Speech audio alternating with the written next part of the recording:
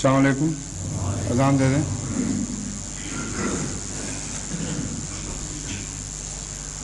اللہ اکبر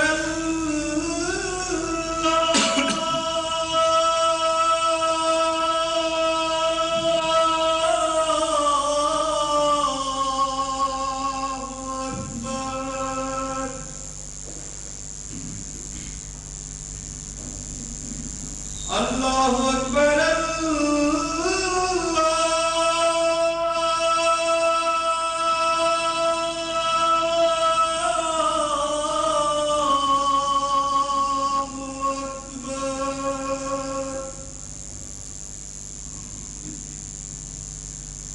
اشہد ان لا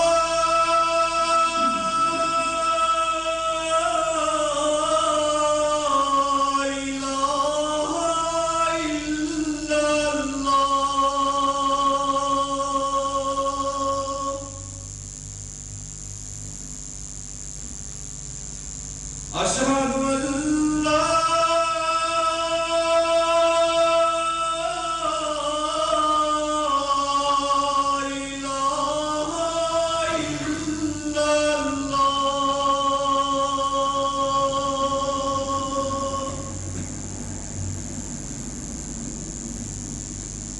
اشہد ان محمد رسول اللہ.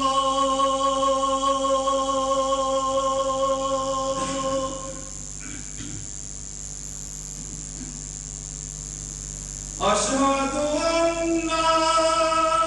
محمد رسول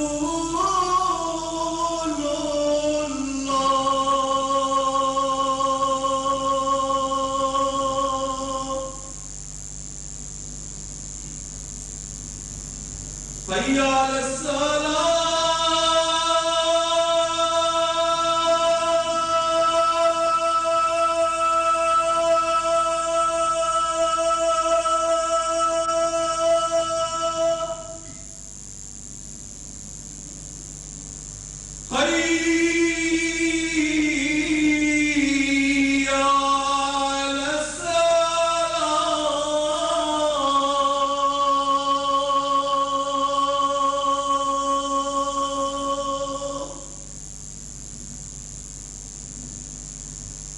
حي على الفلاح.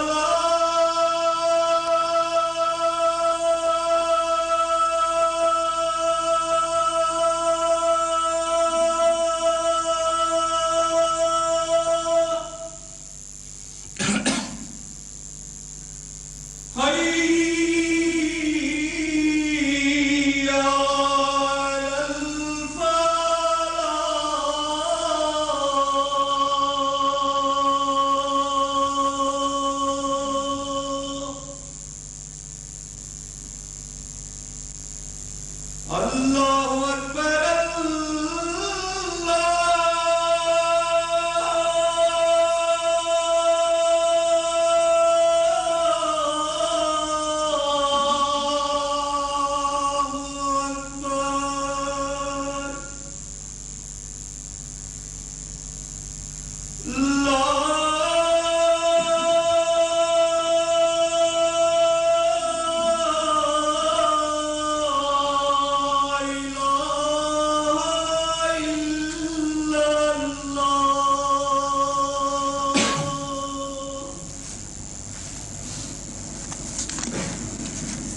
اشہد ان لا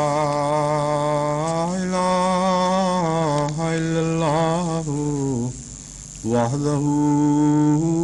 لا شریک لہ واشہد ان محمدا عبدہ ورسولہ. اما بعد فاعوذ باللہ من الشیطان الرجیم. بسم اللہ الرحمن الرحیم. الحمد للہ رب العالمین الرحمن الرحيم مالك يوم الدين إياك نعبد وإياك نستعين اهدنا الصراط المستقيم صراط الذين أنعمت عليهم غير المغضوب عليهم ولا الضالين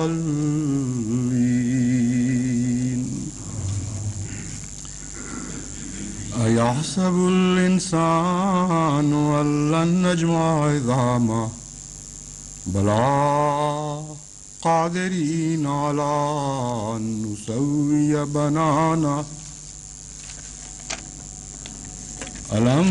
يكن نطفة من مني يمنى ثم كان علقة فخلق فسوى فجعل منه الزوجين الذكر والأنثى أليس ذلك بقادر على أن يحيي الموتى أوليس الذي خلق السماوات والأرض بقادر على أن يخلق مثلهم بلى وهو الخلاق العليم إنما أمره إذا أراد شيئا أن يقول له كن فيكون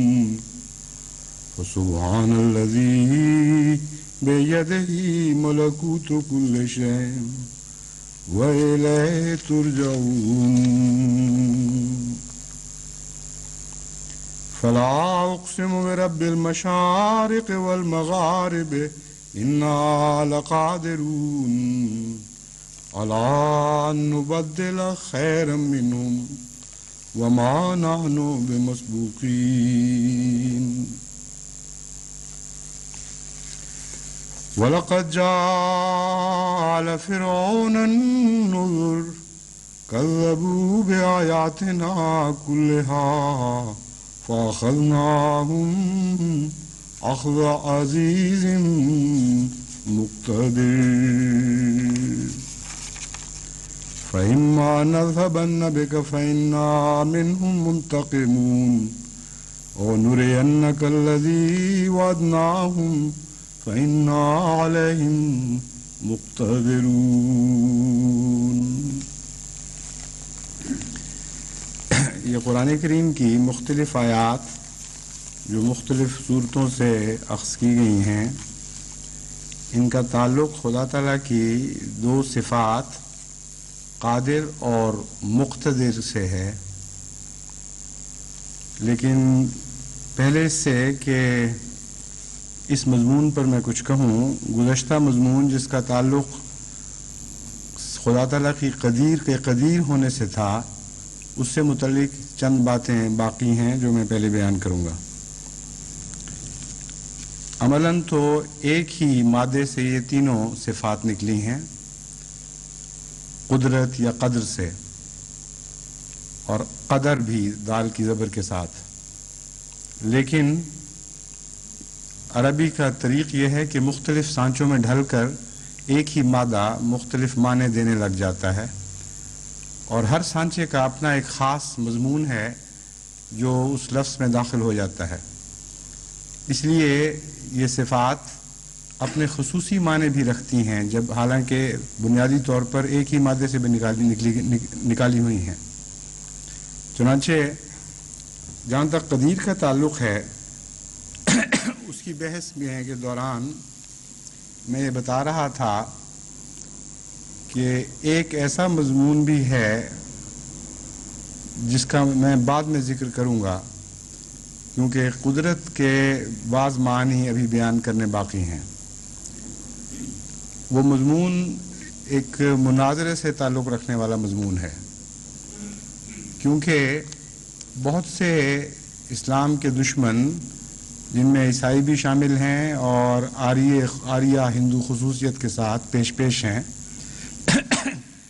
بار بار جو صفات باری تعالی قرآن کریم میں بیان ہوئی ہیں ان پر مختلف رنگ میں اعتراض کرتے ہیں، خصوصیت کے ساتھ ان اللہ علی کل شیء قدیر کے اوپر تو اعتراض بھی اور ٹھٹھے بھی بہت کیے گئے ہیں، اور یہ بحثیں آریوں کی طرف سے اٹھائی گئیں کہ اس کا مطلب یہ ہے کہ اللہ تعالیٰ نعوذ باللہ ہر گناہ پر قادر ہے، خودکشی پر قادر ہے، ہر بد فعل پر قادر ہے۔ عیسائیوں کی طرف سے بھی ہر چیز پر قادر ہونے کے بیان پر اعتراض کیے گئے، لیکن سب سے زیادہ دکھ والی بات یہ ہے کہ خود مسلمان علماء نے بھی ان بحثوں کو اٹھایا اور بڑے بڑے مناظرے ان باتوں پر ہوئے، یہاں تک کہ ہندوستان میں بھی قریب ہی کی تاریخ میں ان مناظروں میں بہت کچھ تو خون ہوا اور بہت سے لوگوں کے گھر لوٹے گئے اور بچے یتیم کیے گئے ان بحثوں اس وجہ سے کہ یہ بحثیں اشتعال پکڑ گئیں۔ ایک فریق کہتا تھا کہ خدا تعالیٰ اس بات پر قادر ہے کہ وہ جھوٹ بولے، اور دوسرا فریق کہتا تھا کہ اس بات پر قادر نہیں۔ ایک فریق کہتا تھا خدا تعالیٰ اس بات پر قادر ہے کہ وہ جسے ہم جنسی گناہ کہتے ہیں وہ جنسی گناہ کرے، اور دوسرا فریق کہتا تھا کہ اس بات پر قادر نہیں۔ پہلے فریق کے خلاف تو جو اعتراض ہے وہ ظاہر و باہر ہے، جس کے نتیجے میں عوام کا اشتعال پکڑنا کوئی تعجب کی بات نہیں۔ دوسرے فریق کے خلاف اس لیے اشتعال آتا تھا کہ کہتے ہیں کہ خدا تعالیٰ بعض چیزوں پر قادر نہیں، اس کی آدھی قدرت کا انکار کر رہے ہیں، اور جب ان سے سوال کیا جاتا تھا کہ ایسی لغو بحثیں کیوں کرتے ہو، تو جواب دیتے تھے کہ یہ مجبوری ہے، یہ امکان کی بحث ہے، اور امکان کی بحث میں کوئی حرج نہیں ہے، جس قسم کی مرضی امکان کی بحث کر لو۔ لیکن انہی لوگوں سے اگر یہ سوال کیا جائے کہ اپنی والدہ کی بدکاری کے امکان پر کیوں بحث نہیں کرتے، تو اس بات پر قتل و خون خرابے کے لیے تیار ہو جائیں گے۔ یعنی صرف خدا تعالیٰ کی غیرت ہی ایسی ایک ادنا اور معمولی بات ہے کہ اس پر امکانی بحثیں بے شک جس طرح مرضی اٹھائی جائیں، تصور کو جس گندگی میں چاہو اتار دو، لیکن اپنے عزیزوں اور قریبیوں اور خونی رشتہ داروں اور محبت کرنے والوں اور جن سے تم محبت کرتے ہو ان کے متعلق کوئی ادنا سی بات بھی برداشت نہ کر سکو، یہ کہاں کا انصاف ہے؟ چنانچہ اس کے متعلق حضرت مسیح موعود علیہ الصلوۃ والسلام نے جب آریوں اور عیسائیوں سے مناظرے ہوئے تو جو موقف اختیار کیا وہ نہایت ہی عظیم الشان ہے اور نہایت گہرا عالمانہ موقف ہے۔ آپ نے دو پہلوؤں سے اس پر بحث فرمائی ہے۔ اول تو قدرت کا معنی کیا ہے؟ جب قدرت کے معنی پر آپ غور کرتے ہیں تو پتہ چلتا ہے کہ قدرت کا معنی ہے متناسب چیز پیدا کرنے والا، متناسب فعل کرنے والا۔ جیسا کہ میں نے لغوی معنی آپ کے سامنے بیان کیے تھے، ہر وہ چیز جس میں ایسی تساوی پائی جائے، ایسا آپس میں بیلنس، اس کو انگریزی میں کہتے ہیں سیمیٹری، توازن، اتنا خوبصورت پایا جائے کہ ذرہ سے بھی فرق نہ ہو۔ اور پھر حضرت مسیح موعود علیہ الصلوۃ والسلام نے فرمایا کہ قدرت کے اندر ہی حکمت شامل ہے، اس لیے جو چیز بھی حکمت کے خلاف ہے وہ قدرت کے خلاف ہے۔ جب کہا جاتا ہے کہ قدیر ہے تو قدیر سے مراد یہ ہے کہ وہ حکمت کے فعل کرنے پر قادر ہے، وہ ایسی باتیں کرنے پر قادر ہے جو حسین ہوں، جن کے اندر توازن پایا جائے، جو عیب سے مبرہ ہوں اور جن میں خوبیاں پائی جاتی ہوں۔ اور یشاء کے معنی پر بھی حضرت اقدس مسیح موعود علیہ الصلوۃ والسلام نے زور دیا اور فرمایا کہ یشاء سے مراد ہے جو وہ چاہتا ہے۔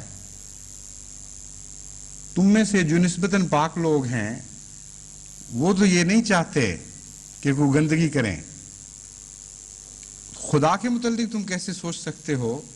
کہ وہ کوئی بے وقوفی والی بات، کوئی گندی بات، کوئی نامناسب اور بیہودہ بات کرنے کے متعلق سوچ بھی سکتا ہے۔ تو یشاء کا تعلق چونکہ اللہ کی سوچ، اللہ کی فکر، اللہ کے ارادے سے ہے، اس لیے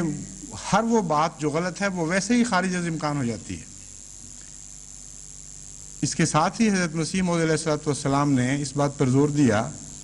کہ ان بحثوں کو ختم کیا جائے، کیونکہ اللہ تعالیٰ کے متعلق اس قسم کی بحثیں گستاخی ہیں، اور نہایت ہی نامناسب بات ہے کہ خدا تعالیٰ کے متعلق کوئی دور کی بھی لغو بات سوچی جا سکے۔ تو یشاء اور قدیر میں دونوں کے اندر یہ مضمون پایا جاتا ہے کہ خدا جب چاہتا ہے تو غلط بات چاہ سکتا ہی نہیں، ان معنوں میں کہ اس کی حکمت بالغہ کے خلاف ہے، اور قدرت کے معنی یہ ہیں کہ جو چیز متوازن ہو اور اچھی ہو اور حکمت سے تعلق رکھتی ہو۔ پس جب یہ کہیں گے کہ فلاں چیز خدا یعنی گندی چیز نہیں کر سکتا، تو یہ خدا تعالیٰ کی صفت پہ حرف نہیں آتا، بلکہ ایسی بات ہے جیسے کہیں کہ فلاں شخص فلاں تصویر نہیں بنا سکتا جو کسی بڑے آرٹسٹ نے بنائی ہے، فلاں شخص فلاں قسم کی میوزک نہیں بنا سکتا جو کسی بڑے میوزیشین نے بنائی ہے، تو وہاں اس کا قدرت سے عاری ہونا ثابت ہوگا جو نہیں بنا سکتا۔ اچھے میوزیشین کے متعلق یہ نہیں کہا جائے گا کہ وہ چونکہ گندی میوزک نہیں بنا سکتا اس لیے وہ قادر نہیں ہے۔ قدرت کا مضمون ہی اعلیٰ تخلیق سے تعلق رکھتا ہے۔ قدرت کے فقدان کے نتیجے میں بد چیزیں پیدا ہوتی ہیں، نہ کہ قدرت کے موجود ہونے کے نتیجے میں بد چیزیں سوچی جا سکتی ہیں۔ اس لیے اگر خدا قدیر ہے تو اس کا لازمی نتیجہ یہ ہے کہ ہر وہ چیز جس سے قدرت کا فقدان ثابت ہو، وہ چیز اس کے اندر شامل نہیں ہے۔ ایک تو یہ ضروری بات تھی جو بتانے والی تھی۔ دوسری ایک نیا مضمون ہے جو خدا تعالیٰ نے پہلے خطبے کے دوران مجھے بتایا اور اس کے بعد پھر اس مضمون کو تفصیل سے مجھے سمجھایا۔ آپ کو یاد ہوگا کہ گزشتہ خطبے کے دوران جب میں لغوی معنی بیان کر رہا تھا تو میں نے کہا کہ ایک معنی اس کا علمہ ہو بھی ہے، یعنی اس نے سکھایا۔ یہ کہہ کر چونکہ مجھے یاد تھا کہ میرے نوٹس میں کہیں بھی علامہ کا معنی نہیں لکھا ہوا، جب میں نے یہ پڑھا اور آپ کو بتایا تو میں نے دوبارہ نظر ڈالی اور وہاں لکھا ہوا موجود تھا۔ پھر تردد کے باوجود میں نے دوبارہ پڑھا کہ علامہ بھی ہے، اور جب میں پڑھ چکا تو وہ علامہ کا لفظ غائب ہو گیا، اور فوری طور پر میں تعجب میں مبتلا تھا کہ اس مضمون کو اب کیسے جاری رکھوں، کیونکہ نہ میرے نوٹس میں وہ شامل تھا، نہ مجھے کبھی پہلے تصور بھی آیا تھا کہ قدرہ کا معنی علامہ بھی ہو سکتا ہے۔ اور چونکہ دوبارہ دیکھنے کے باوجود بہت کھلا کھلا صاف لکھا ہوا موجود تھا، اس لیے میں نے وہ پڑھ دیا۔ چونکہ اگلا لفظ عظمہ تھا، عظمہ، اس لیے میں نے اس کے ساتھ اس کا تعلق باندھنے کی کچھ کوشش کی، لیکن پوری طرح دل کو تسلی نہیں ہوئی۔ اس لیے دعا کی کہ اللہ تعالیٰ نے جب ایک نیا مضمون دکھایا ہے تو اس کے معنی بھی سمجھائے۔ چنانچہ خدا تعالیٰ نے جو اس کے معنی سمجھائے وہ ایسے حیرت انگیز ہیں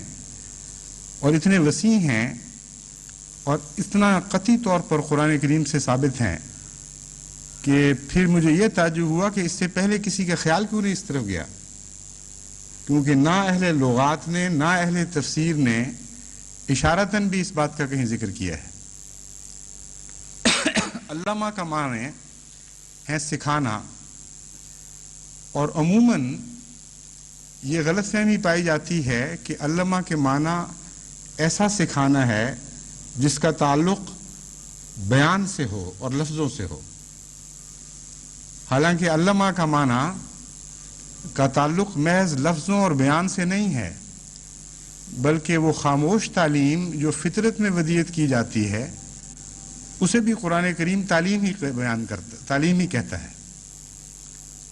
اور اس کا لفظوں اور بیان سے کوئی تعلق بھی نہیں ہوتا۔ چنانچہ قرآن کریم نے اس تعلیم کو دو حصوں میں بانٹا اور اس کا الگ الگ ذکر فرمایا. چنانچہ ایک جگہ فرماتا ہے الرحمن علم القرآن خلق الانسان علمہ البیان، کہ وہ رحمان خدا ہی ہے جس نے قرآن سکھایا، خلق الانسان انسان کو بنایا، وہ علمہ البیان اور اس کو بیان سکھایا. تو قرآن کریم کے نزول کا تعلق بیان سے ہے اور ایسی تعلیم سے ہے جو لفظوں میں پیش کی جاتی ہے. دوسری جگہ جب خدا تعالیٰ تخلیق عالم کا ذکر فرماتا ہے، آسمان اور زمین اور پھر اس سے نفس کی پیدائش کا، تو وہاں فرماتا ہے وَنَفْسٍ وَمَا سَوَّاهَا فَعَلَّمَهَا فُجُورَهَا وَتَقْوَاهَا، فَأَلْهَمَهَا فُجُورَهَا وَتَقْوَاهَا، وَنَفْسٍ وَمَا سَوَّاهَا فَأَلْهَمَهَا فُجُورَهَا وَتَقْوَاهَا، کہ ہم نے انسان کو، نفس کو پیدا کیا. یعنی پہلے آسمان والسماء وما بناها، اس سے مضمون شروع ہوتا ہے، والارض وما طحاها، کہ ہم گواہ ٹھہراتے ہیں آسمان کو اور جیسے وہ بنایا گیا، اور زمین کو اور جس طرح وہ ہموار کی گئی. پھر فرماتا ہے وَنَفْسٍ وَمَا سَوَّاهَا، اور نفس کو کس طرح خدا نے اسے نہایت ہی عمدہ ترکیب کے ساتھ پیدا کیا اور متوازن کیا، اور جب اسے ٹھیک ٹھاک کیا فَأَلْهَمَهَا فُجُورَهَا وَتَقْوَاهَا، اس کو الہام کیا اس کے گناہوں کے متعلق بھی، اس کی بدیوں کے متعلق بھی، گندی چیزیں جن سے اس کو بچنا چاہیے ان کے متعلق بھی، اور اچھی چیزوں سے متعلق بھی اس کو بیان کیا، اس کو الہام کیا. پھر دوسری جگہ فرماتا ہے خلقہ فقدرہ ثم السبیل یسرہ، ہم نے اس کو پیدا کیا، خلقہ فقدرہ، یہاں الہمہا کی بجائے قدرہ کا لفظ استعمال فرماتا ہے. اس کو ہم نے قدرہ کیا، یعنی اس کا مطلب یہ ہے کہ اس کے اندر اس کی فطرت میں کچھ چیزیں داخل کی. ثم السبیل یسرہ، پھر اسے چلا دیا ان رستوں پر جو اس کے لیے معین کیے گئے تھے. بس ان معنوں میں خدا تعالیٰ کے کلام کو ہم دو حصوں میں منقسم کر سکتے ہیں. ایک وہ کلام جو لفظوں اور بیان سے تعلق رکھتا ہو، اور ایک وہ کلام جو لفظوں اور بیان سے تو تعلق نہیں رکھتا لیکن تمام کائنات میں موجود ہے. اور یہی وہ کلام کا وسیع معنی ہے جس کی طرف اشارہ کرتے ہوئے قرآن کریم فرماتا ہے لو کان البحر مدادا لکلمات ربی لنفد البحر قبل ان تنفد کلمات ربی ولو جئنا بمثلہ مددا، کہ اگر ہم سمندر خدا تعالیٰ کے کلام کو لکھتے اور ختم ہو جاتے لکھتے لکھتے، تو دیکھتا کہ خدا کا کلام ختم نہیں ہوا، خدا کے کلمات ختم نہیں ہوئے. وَلَوْ جِئْنَا بِمِثْلِهِ مَدَدًا، خواہ ہم ایسے اور بھی سمندر اس کو لکھنے کے لیے لے آتے. تو جہاں تک خدا تعالیٰ کے ظاہری کلام، لفظی کلام کا تعلق ہے، یہ تو اگر 1,24,000 انبیاء کے سارے کلاموں کو اکٹھا بھی کر لیا جائے اور تمام انسانوں نے آج تک جو کچھ بھی لکھا ہے یا جو کچھ لکھ سکتے ہیں آئندہ، ان سب کو بھی اکٹھا کر لیا جائے تو سمندر چھوڑ کے ایک ندی بھی ختم نہیں ہوگی. ایک ندی کی سیاہی بھی غالب آ جائے گی اس کلام کے اوپر لکھنے کے لحاظ سے. وہ کون سا کلام ہے جس کے متعلق خدا تعالیٰ فرما رہا ہے کہ اگر ہم سمندروں کو حکم دیتے کہ وہ لکھیں تو وہ خشک ہو جاتے اور بھی ویسے لے آتے، تب بھی کلام الہی، کلمات الہی ختم نہیں ہو سکتے تھے. تو یہی وسیع تر مضمون ہے کلام کا کہ ایک کلام ہے جو لفظی ہے اور بیان سے تعلق رکھتا ہے، ایک کلام ہے تقدیری ہے جو خدا کی ایسی قدر سے تعلق رکھتا ہے جو ہر چیز میں جاری کی گئی ہے اور باریک در باریک احکامات اس کے اندر داخل کیے گئے ہیں جو اپنے وقت پر کھلتے ہیں، جیسا کہ میں پہلے معنی بیان کر چکا ہوں، اور یہ سب تعلیم الہی کے نتیجے میں ہے۔ اگر اللہ تعالیٰ یہ تعلیم نہ کرتا فطرت کو تو کسی چیز میں کوئی بھی صفت نہ ہوتی۔ ہائیڈروجن جس طرح بیہیو کر رہی ہے، یا کاربن ڈائی آکسائڈ جس طرح بیہیو کرتی ہے، یا دوسرے مادے ہیں مختلف جو ایک دوسرے کے ساتھ مل کر یا الگ الگ بعض صفات دکھاتے ہیں، جتنی بھی کائنات میں چیزیں ہیں ان سب کے اندر خواہ وہ زندگی رکھتی ہوں یا زندگی سے آری ہوں، جتنی بھی صفات جلوہ گر ہیں یہ ساری تعلیم کی طرح ہیں، اور اس کی تعلیم دی گئی ہے اللہ کی طرف سے، اور خود بخود جاری ہونے والی چیزیں نہیں ہیں۔ چنانچہ حضرت مسیح موعود علیہ الصلوۃ والسلام نے اس مضمون پر روشنی ڈالتے ہوئے فرمایا کہ یہ وہم کر لینا کہ یہ چیزیں خود بخود اتفاقاً ہوئی ہیں یا اتفاقاً جاری ہیں بالکل غلط ہے۔ یہ خدا کی تقدیر کے ساتھ جاری ہیں اور وہ تقدیر ہر وقت کام کر رہی ہے۔ بس ان معنوں میں تقدیر کا ایک اور معنی بھی ہمیں سمجھ آ گیا، قدر خیر ہی و شر ہی، قدر و خیر ہی و شر ہی کا ایک اور مفہوم ہمارے سامنے ابھر آتا ہے۔ تقدیر عام کیا چیز ہے؟ تقدیر عام یہی تعلیم عام ہے جو ہماری فطرت کے اندر لکھی ہوئی ہے، اور جسے اب سائنسدان پڑھنے کے اہل بھی ہو گئے ہیں۔ اور جب ہم کہتے ہیں فطرت میں لکھی ہوئی ہے تو واقعتاً لکھی ہوئی ہے، ایسی چیز نہیں ہے جو فرضی ہے یا محاورتاً ہم کہہ رہے ہیں، بلکہ انسانی زندگی یا حیوانی زندگی میں تو سائنسدان ان کوڈز کو بریک کرنے کے قابل ہو چکے ہیں، اور باقاعدہ ڈی کوڈ کرنے کے بعد وہ پڑھتے ہیں کہ اس میں کیا لکھا ہوا ہے۔ ہر حیوان کی ہر زندگی کے ذرے میں یہ تعلیم چھپی ہوئی موجود ہے خدا تعالیٰ کی طرف سے، اور اس تعلیم کے خلاف کوئی کچھ کر نہیں سکتا۔ بیان کی جو تعلیم ہے اس کے خلاف انسان جا سکتا ہے،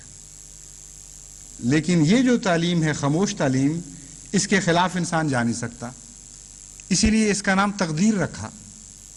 اسی لیے کہتے ہیں تقدیر الہی اٹل ہے۔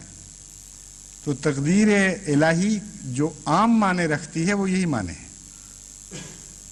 چونکہ فطرت میں خدا تعالیٰ نے جو چیزیں داخل فرمائیں اور لکھ دیں کہ ایسے ہوگا، تو آپ جب کہتے ہیں لکھی ہوئی کے خلاف کچھ نہیں کر سکتے، ٹل نہیں سکتی جو لکھی ہوئی ہو، اس کا یہی معنی ہے۔ ہر چیز لکھی ہوئی ہے، ایک ایک ذرے کے اندر اس کی تمام حرکات و سکنات جو اس نے کرنی ہیں وہ لکھی ہوئی موجود ہیں۔ کچھ بہت معمولی حصہ ایسا ہے جو سائنسدان پڑھ سکے ہیں، لیکن لامتناہی ایسا حصہ بھی موجود ہے جسے وہ پڑھ نہیں سکتے۔ صرف جب وہ لکھی ہوئی کے مطابق ایک حرکت ہوتی ہے تو اس حرکت کو وہ دیکھنے لگ جاتے ہیں، اس کے پیچھے کیا کیا کچھ لکھا ہوا ہے اس تک ابھی ان کی نگاہ نہیں جا سکی۔ ہو سکتا ہے آئندہ زمانے میں جب سائنس ترقی کرے تو کچھ اور مضامین بھی لکھے ہوئے وہ پڑھنے کے قابل ہو جائیں۔ اس کو عام محاورے میں بھی تعلیم ہی کہا جاتا ہے۔ چنانچہ غالب اپنے ایک شعر میں اسی مضمون کو اس طرح بیان کرتا ہے کہ پرتوے خور سے ہے شبنم کو فنا کی تعلیم، میں بھی ہوں ایک عنایت کی نظر ہونے تک۔ کہ جب سورج کا عکس پڑتا ہے تو شبنم کے قطرے کو تعلیم ہی یہی ہے کہ وہ غائب ہو جائے، وہ فنا ہو جائے، سورج کا نظارہ کرے اور ایک ہی دید کے ساتھ وہ خود فنا ہو جائے۔ کہتا ہے اے میرے محبوب، میں بھی ہوں ایک عنایت کی نظر ہونے تک، میری فطرت میں بھی محبت نے یہی تعلیم لکھ دی ہے کہ میں تمہیں دیکھوں اور خود فنا ہو جاؤں۔ یہ تو دنیا کے لحاظ سے تو قصے ہیں،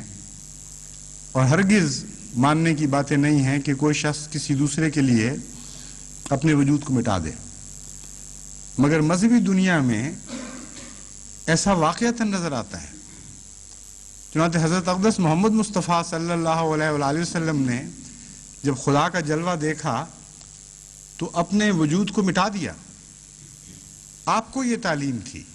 آپ کی یہ تقدیر یہی تھی کہ خدا جلوہ گر ہو اور خود محمد مصطفیٰ کا ذاتی وجود مٹ جائے اور کلیتاً خدا جلوہ گر ہو جائے. حضرت اقدس مسیح موعود علیہ الصلوۃ والسلام کو یہی تعلیم تھی کہ محمد مصطفیٰ صلی اللہ علیہ وآلہ وسلم کا جلوہ دیکھیں اور اپنے وجود کو مٹا دیں.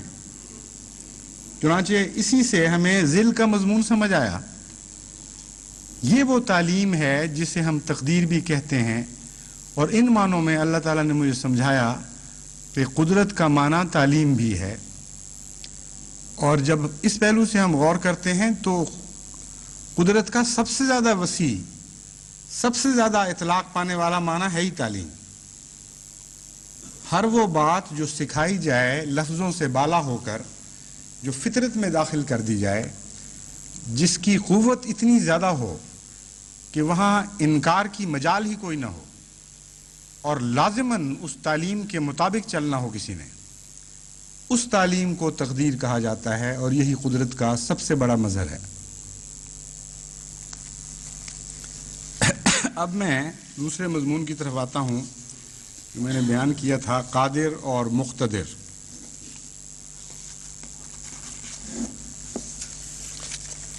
قادر اور مقتدر اور قدیر, ان تینوں صفات میں عموماً زیادہ فرق نہیں کیا جاتا, اور لغت کی کتابیں لکھنے والے کہتے ہیں کہ بنیادی طور پر تینوں کا ایک ہی معنی ہے. لیکن جہاں تک قرآن کریم کے استعمال کا تعلق ہے, قرآن کریم نے ان تینوں الفاظ کو الگ الگ مخصوص معنوں میں استعمال کیا ہے, اور بعض الفاظ کو زیادہ عمومی طور پر استعمال کیا ہے, بعض کو نسبتاً کم عمومی طور پر یعنی خصوصی طور پر, اور الگ الگ محلات کے لیے بعض الفاظ کو چنا ہے. قدیر کا لفظ سب سے زیادہ عموم اپنے اندر رکھتا ہے. چنانچہ تخلیق عالم کے متعلق جہاں جہاں بھی قرآن کریم میں ذکر ہے وہاں قدیر کا لفظ ملتا ہے, مقتدر اور قادر نہیں ملتا. لیکن قدیر کا حوالہ دے کر جب کوئی نئی قدرت کی جلوہ نمائی دکھانا مقصود ہو تو وہاں لفظ قادر کا استعمال آتا ہے. یعنی قدیر کو قرآن کریم زیادہ عمومی صفت کے طور پر پیش فرماتا ہے, جو ہر میدان میں کار فرما نظر آ رہی ہے, لیکن خصوصیت کے ساتھ تخلیق اول, پہلی مرتبہ جو کائنات کو پیدا کیا گیا ہے, اور پھر اس میں جاری خدا کی قدرت جو دکھائی گئی ہے. جب خدا تعالیٰ قرآن کریم میں اس مضمون کو بیان فرماتا ہے تو خدا کی صفت قدیری کا بیان کا ساتھ ہی ذکر فرماتا ہے. اور جیسا کہ میں نے بیان کیا ہے, جب ایک خدا کی قدرت کا ایسا جلوہ دکھانا مقصود ہو جو عام جاری تقدیر کے علاوہ ہو, اور جاری تقدیر سے انسان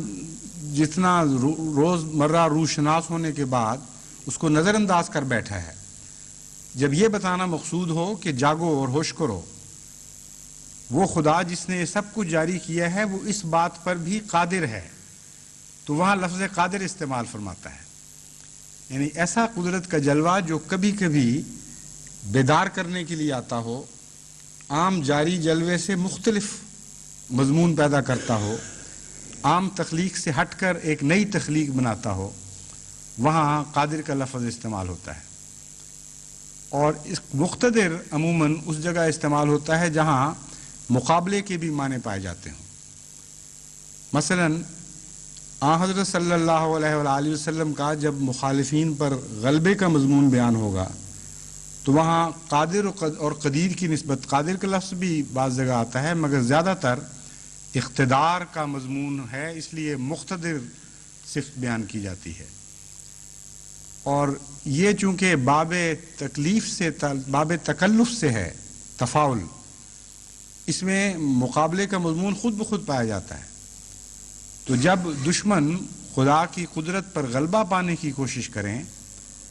اس وقت جب خدا کی قدرت جلوہ دکھاتی ہے تو وہ مقتدر کی की कुदरत है जो जलवगर हो रही होती है। चुनांचे देखिए अल्लाह ताला फरमाता है अवलम यराउ अन्नल्लाह अल्लज़ी खलक़स समावाति वल अर्ज़ व लम यअय बिखल्क़िहिन्ना बिक़ादिरिन अला अन युह्यियल मौता बला इन्नहु अला कुल्लि शैइन क़दीर। अला कुल्लि शैइन क़दीर का मुहावरा तो शुरू से आखिर तक चूँकि अमूमियत रखता है, हर चीज़ पर साबित आता है, लेकिन लफ्ज़ क़ादिर वहाँ इस्तेमाल फरमाया जहाँ आम कुदरत को तो लोग तस्लीम कर रहे हैं, खुदा के कदीर होने के इन मानों में तो कायल हैं कि सब कुछ हो रहा है, लेकिन एक नई तख्लीक पर कुदरत का इनकार कर रहे हैं। वहाँ फरमाया लम याया बे खल्क़िहिन्ना, जिस कदीर खुदा ने पहली तख्लीक जारी फरमाई थी, ये ना समझो कि वो अब अपनी तख्लीक से आजिज़ आ चुका है या जो कुछ तख्लीक कर चुका उसी पर ख़त्म कर बैठा है। लम याया बे खल्क़िहिन्ना, और ये भी ना समझो कि ज़मीन और आसमान की तख्लीक के बाद खुदा की कुदरत का इनके साथ ताल्लुक़ नहीं रहा या उसकी मोहताज नहीं रही। जारी ताल्लुक़ है एक जो तुम्हें नज़र नहीं आ रहा। लम याया बे खल्क़िहिन्ना, अभी भी इनमें तख्लीक हो रही है, अभी भी नई नई किस्म की इनमें डेवलपमेंट्स और एवोल्यूशंस कई मज़मून की जारी हैं और तुम देख नहीं रहे उनको। बेक़ादिरिन अला अन युह्यियल मौता, यही कदीर खुदा है जो इस बात पर भी कादिर है। यहाँ लफ्ज़ कादिर इस मानों में इस्तेमाल हुआ कि आम कुदरत से हटकर एक नई जलवा नुमाई फरमाएगा कि वो मुर्दों को भी जिंदा कर दे। फिर जहाँ भी ताज्जुब का मजमून आता है वहाँ कदीर की बजाय कादिर का लफ्ज़ इस्तेमाल फरमाया जाता है। अयासबुल इंसानु अल्लन नजमा इज़ामा बला कादिरीन अला अन नुसव्विय बनाना, क्या इंसान ख्याल करता है कि हम उसकी हड्डियां जोड़ नहीं सकते? फिर नहीं, हम तो इस बात पर कादिर हैं कि उसका अंग अंग दोबारा इकट्ठा कर दें, जर्रा जर्रा दोबारा जोड़ दें। फिर फरमाता है अलम यकुन नुतफतम मिन मनिय्यिन युमना सुम्मा काना अलक़तन फ़ख़लक़ फ़सव्वा फ़जअल मिन्हु ज़ौजैनि ज़कर वल उन्सा अलैसा ज़ालिका बिक़ादिरिन अला अन युह्यियल मौता, कि तुम महज ताज्जुब की वजह से खुदा की नई तख्लीक का इनकार करते हो, यानी आइंदा को तो ताज्जुब की निगाह से देखते हो, लेकिन माजी में जो गुजर गया है उस पर ताज्जुब ही नहीं कर रहे तुम कुछ, हालांकि वो ज्यादा ताज्जुब के लायक बात है। जो कुछ हो चुका है वो इतना हैरत अंगेज है, इतना ताज्जुब में मुब्तला करने वाला है कि अगर तुम उसको देखो और उसकी कुनह तक पहुंचो और ताज्जुब में मुब्तला हो तो ताज्जुब तो कोई एतराज की वजह ही फिर बाकी नहीं रहता। यानी मुराद ये है, अल्लाह ताला इस तरह बयान फरमा रहा है इस मजमून को कि अक्सर नई जिंदगी पर का इनकार ताज्जुब की बिना पे करते हैं। कहते हैं कैसे हो सकता है, हड्डियां गल सड़ जाएंगी, हम मर खप जाएंगे, दोबारा उठाए जाएंगे, कितना मुश्किल काम है, बज़ाहिर नामुमकिन नजर आता है। तो अल्लाह ताला फरमाता है कि बेवकूफ़ो, ताज्जुब के नतीजे में अगर तख्लीक नहीं हो सकती तो तुम्हारी तख्लीक अव्वल कहाँ से हो गई? उसमें तो ज़्यादा तवज्जो ताज्जुब के मुहर्रिकात मौजूद हैं और मूजबात मौजूद हैं। इतना ताज्जुब अंगेज है मजमून तुम्हारी तख्लीक अव्वल का कि उस पर गौर करो, फिर सोचो कि जिस खुदा ने ये तख्लीक पैदा कर दी थी वो उसकी तख्लीक नौ तख्लीक नौ पर क्यों कादिर नहीं हो सकता? जो कुछ भी ना हो उससे ऐसा हैरत अंगेज तख्लीक का निज़ाम पैदा कर दे,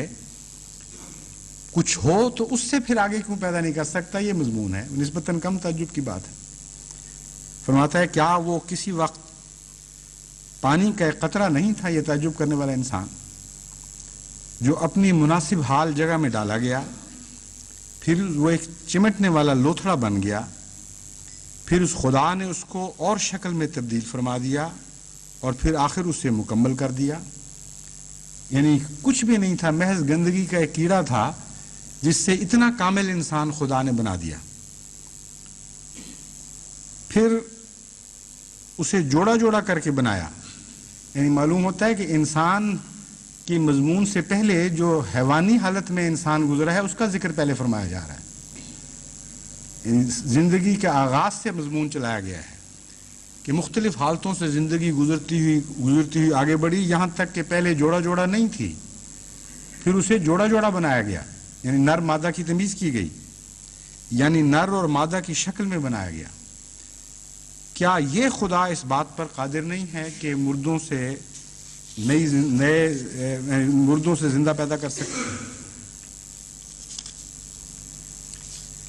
پھر اسی مضمون کو آگے بیان فرماتا ہے اَوَلَيْسَ الَّذِي خَلَقَ السَّمَاوَاتِ وَالْأَرْضَ بِقَادِرٍ عَلَىٰ أَن يَخْلُقَ مِثْلَهُم بَلَىٰ وَهُوَ الْخَلَّاقُ الْعَلِيمُ إِنَّمَا أَمْرُهُ إِذَا أَرَادَ شَيْئًا أَن يَقُولَ لَهُ كُن فَيَكُونُ فَسُبْحَانَ الَّذِي بِيَدِهِ مَلَكُوتُ كُلِّ شَيْءٍ وَإِلَيْهِ تُرْجَعُونَ. کہ کیا وہ جس نے آسمانوں اور زمین کو پیدا کیا ہے اس بات پر قادر نہیں کہ ان کی طرح کی اور مخلوق پیدا کر دے؟ یہاں مضمون کو اور بھی پیچھے لے جایا گیا ہے، آسمانوں اور زمین کی پیدائش کی طرف توجہ پھیر دی گئی. اتنا وسیع نظام کائنات کا موجود ہے، اس کی تخلیق پر تم کیوں غور نہیں کرتے کہ کتنا حیرت انگیز نظام ہے، اور یہاں آ کر اٹک جاتے ہو کہ کیسے ہو سکتا ہے کہ ہم دوبارہ زندہ ہو جائیں؟ جو تم موجود ہو تمہیں ایک نئی تخلیق نہیں مل سکتی، اور جب کچھ بھی نہیں تھا اس سے اتنی عظیم الشان تخلیق ہو گئی، اس پر تم تعجب نہیں کرتے. پھر فرماتا ہے فَلَا أُقْسِمُ بِرَبِّ الْمَشَارِقِ وَالْمَغَارِبِ إِنَّا لَقَادِرُونَ عَلَىٰ أَن نُبَدِّلَ خَيْرًا مِّنْهُمْ وَمَا نَحْنُ بِمَسْبُوقِينَ. ہرگز نہیں، جو تم سوچ رہے ہو غلط ہے. اقسم برب المشارق والمغارب، میں قسم کھاتا ہوں اس ذات کی جو مشارق کا بھی رب ہے اور مغارب کا بھی رب ہے. یعنی ہر جو نئی صبح طلوع ہوتی ہے اور جہاں جہاں سے کسی قسم کی بھی کوئی صبح طلوع ہوتی ہے ایک نیا نظام بنتا ہے، اس سب کا بھی خدا ہی رب ہے. اور جب ایک نظام تباہ ہوتا ہے اور غرق ہو جاتا ہے، جب ایک قوت ابھرتی ہے اور پھر ڈوب بھی جاتی ہے، تو جس معنی میں بھی کوئی چیز ڈوبتی اور نظر سے غائب ہوتی ہے اس کا بھی وہ رب ہے. یعنی خدا سے دور کوئی چیز بھی نہیں ہو سکتی، خدا سے کوئی چیز بھی غائب نہیں ہو سکتی. فرمایا اس کی قسم میں اس کی قسم کھا کے کہتا ہوں، ہم اس بات پر قادر ہیں کہ وہ قومیں جو خدا کے انبیاء کی مخالفت کرتی ہیں ان کو لے جائیں ان نبدل خیرا منہم وما نحن بمسبوقین، کہ ہم ان سے بہتر لوگ لے آئیں اور ہمیں کوئی عاجز نہیں کر سکتا. فَلْيَنْظُرِ الْإِنسَانُ مِمَّا خُلِقَ مِن مَّاءٍ دَافِقٍ يَخْرُجُ مِن بَيْنِ الصُّلْبِ وَالتَّرَائِبِ إِنَّهُ عَلَىٰ رَجْعِهِ لَقَادِرٌ. یہ بھی وہی مضمون ہے، دوسرے رنگ میں بیان فرمایا گیا ہے. ان باتوں پر غور کر کے جہاں جہاں بھی لفظ قادر کا استعمال ہوا ہے وہاں غور کرنے سے ایک اور بات بھی سامنے آتی ہے کہ یہ خدا کی ایک اور تقدیر کا ذکر چل پڑا ہے جس کا تعلق دین اور مذہب سے ہے. یعنی پہلے جو قدیر کے اندر جس قدرت کا ذکر تھا جو تقدیر عام تھی، اس کا خدا تعالیٰ کی ہر تخلیق سے تعلق ہے، وہ عام ہے، جاندار سے بھی ہے، بے جان سے بھی ہے. ہر جگہ خدا نے ایک تعلیم دے رکھی ہے جس سے کوئی ہٹ نہیں سکتا. پھر خدا تعالیٰ نے قرآن کریم کو ظاہر فرمایا یا اس سے پہلے دوسری کتب نازل فرمائیں اور ایک نئی تخلیق بنائی جو مذہبی دنیا کی تخلیق ہے. اس تخلیق میں عام قانون سے ہٹ کر کچھ قوانین ہیں جن کی طرف توجہ دلائی جاتی ہے. سب سے اہم قانون یہ بیان کیا جاتا ہے کہ اللہ تعالیٰ نے تمہیں ایک مقصد کی خاطر پیدا کیا ہے جس کے لیے تم جواب دہ ہوگے، اور تمہیں دوبارہ اس لیے زندہ کیا جائے گا کہ تمہاری جواب طلبی کی جائے کہ تم نے اس مقصد کو پورا کیا تھا کہ نہیں کیا تھا، اور جزا اور سزا کے لیے تمہیں ایک جگہ اکٹھا کیا جائے، اور جو حقدار ہے سزا کا اس کو سزا دی جائے، جو جزا کا حقدار ہے اسے جزا دی جائے. یہ جو قدرت ثانیہ ہے خدا تعالیٰ کی، تقدیر کا نیا اظہار ہے، جہاں جہاں اس سے یہ اظہار کیا جاتا ہے وہاں قادر کا لفظ قدیر کی نسبت زیادہ استعمال ہوا ہے، بلکہ بہت زیادہ کثرت کے ساتھ لفظ قادر کا استعمال یہاں ہوا ہے۔ تو قرآن کریم کی جو تقدیر جاری ہوئی ہے انسانوں کے اوپر، اور نبوت کی جو تقدیر اس سے پہلے سے جاری تھی، اور ایک نیا قانون جاری ہوا جس میں کچھ اختیار بھی ہے بندے کو، وہ تقدیر ہے جس کا ذکر خدا کی صفت قادر کے تحت کیا جا رہا ہے۔ قدیر سے بچنے کا کوئی اختیار نہیں تھا بظاہر کیا بباطن کسی معنی میں بھی انسان بچ نہیں سکتا، لیکن قادر کی تقدیر سے ان معنوں میں انسان کچھ بھاگتا ہے کہ اسے اختیار دے دیا گیا ہے، چاہو تو کرو چاہو تو نہ کرو، لیکن ساتھ یہ بتا دیا گیا ہے کہ بالآخر تم خدا کی طرف لوٹو گے، بالآخر تمہیں لازماً وہاں پہنچ کر جواب دہی کرنی ہوگی اور تم بچ نہیں سکتے۔ تو غالب تو ہے وہ تقدیر کہ آخر انسان اس میں پکڑا جائے گا، لیکن وقتی طور پر مہلت دیتی ہے۔ جیسے آپ کسی چھوٹے سے بچے کو کچھ دیر کے لیے آگے بھاگنے دیتے ہیں اور بظاہر اختیار دے دیتے ہیں کہ وہ آپ سے آگے نکل جائیں، لیکن جانتے ہیں کہ کب اور کس وقت جب آپ چاہیں گے، جب آپ فیصلہ کریں گے اس کو پکڑ لیں گے۔ تو ایسی تقدیر کا ذکر جہاں قرآن کریم میں ملتا ہے وہاں لفظ قادر کا استعمال ہوتا ہے، اور تخلیق نو سے تعلق ہے، چونکہ قرآن کریم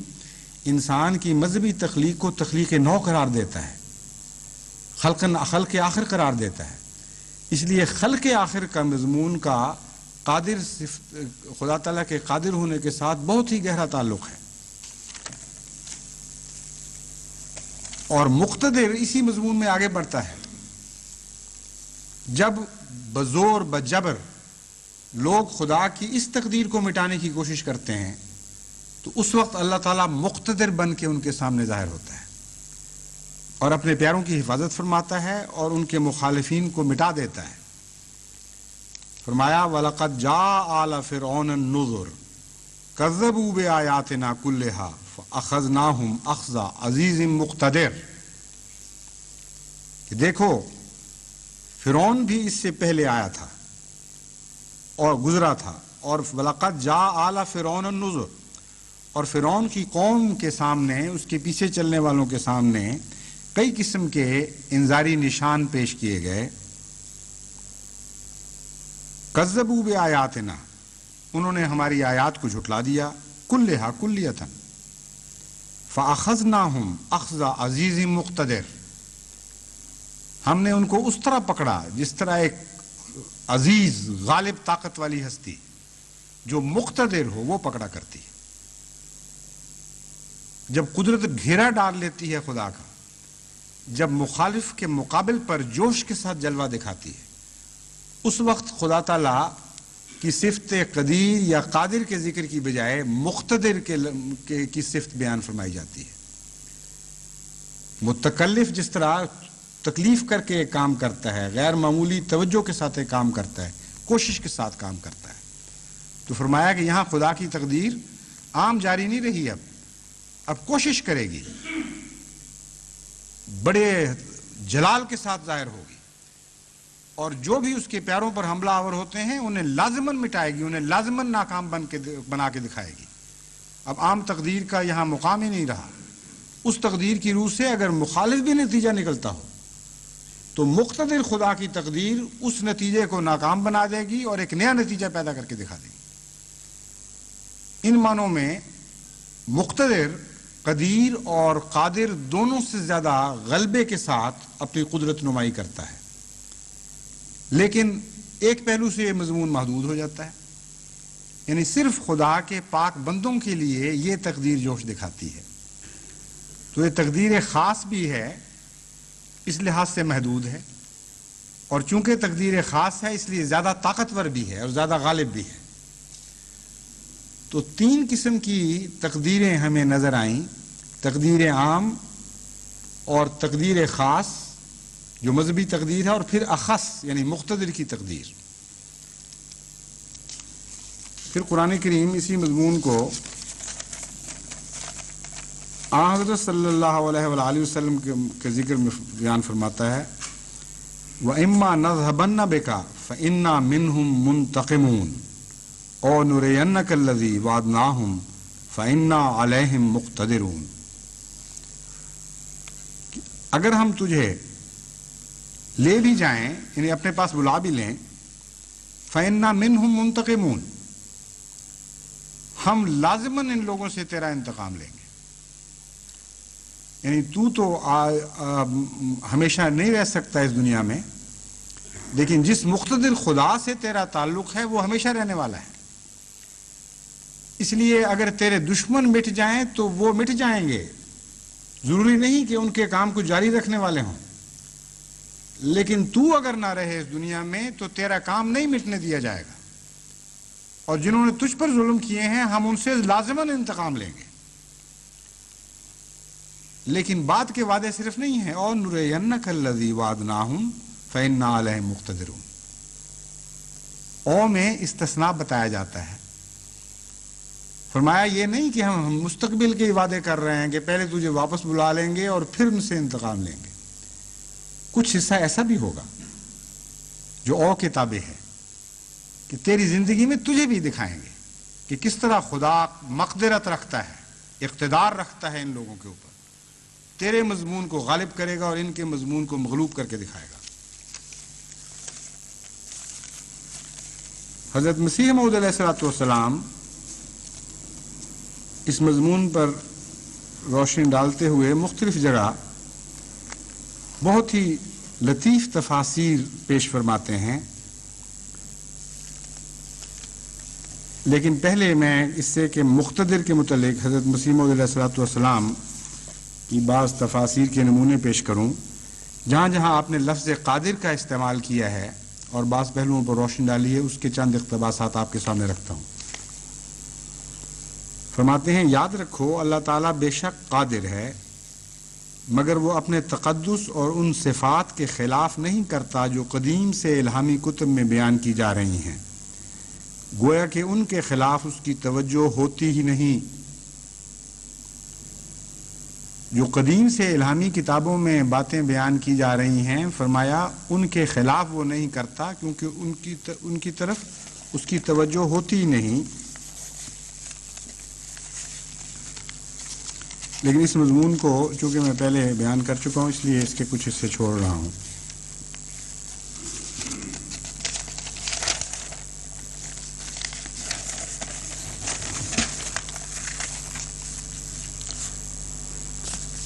فرماتے ہیں وہ ہمارا خدا قادر مطلق خدا ہے,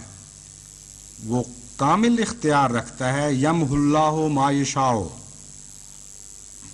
جس چیز کو چاہتا ہے اسے مٹا بھی دیتا ہے. ہمارا ایمان ہے وہ جوتشی کی طرح نہیں, وہ ایک حکم صبح دیتا ہے اور رات کو اس کے بدلنے پر کامل اختیار رکھتا ہے. ما ننسخ من آیت والی آیت اس پر گواہ ہے. پس قادر صفت کا قدیر سے جو تعلق ہے اس مضمون کو حضرت مسیح موعود علیہ الصلوۃ والسلام نے یہاں کھولا ہے کہ جاری تقدیر ہے ایک, وہ بھی خدا کی جاری ہوئی تقدیر ہے, مگر وہ ایسی نہیں کہ جو خدا کو عاجز کر دے کہ اسے بدل نہ سکے. اپنے وجود کو دکھانے کے لیے قدرت سے اپنی ذات کا دیتا ہے حق ثبوت. اس بے نشان کی چہرہ نمائی یہی تو ہے کہ اگر وہ خدا یہ غیر معمولی تقدیر جاری کرنا چھوڑ دے تو لوگ یہی کہیں گے کہ خود بخود چیزیں پیدا ہوئیں, خود بخود جاری ہوتی تھیں, خود بخود جاری رہیں گی, اور کسی تیسری بیرونی ہستی کے وجود کی ضرورت کوئی نہیں. اس وہمے کو مٹانے کی خاطر خدا ایک ایسی تقدیر بھی دکھاتا رہتا ہے جو وقتاً فوقتاً جلوہ گر ہوتی ہے اور وہ عام تقدیر سے ہٹ کر ہوتی ہے, اور وہ اس بات پر قادر ہے کہ عمومی تقدیر کے برخلاف اس پر غالب آنے والی اپنی دوسری تقدیر کو جاری فرمائے.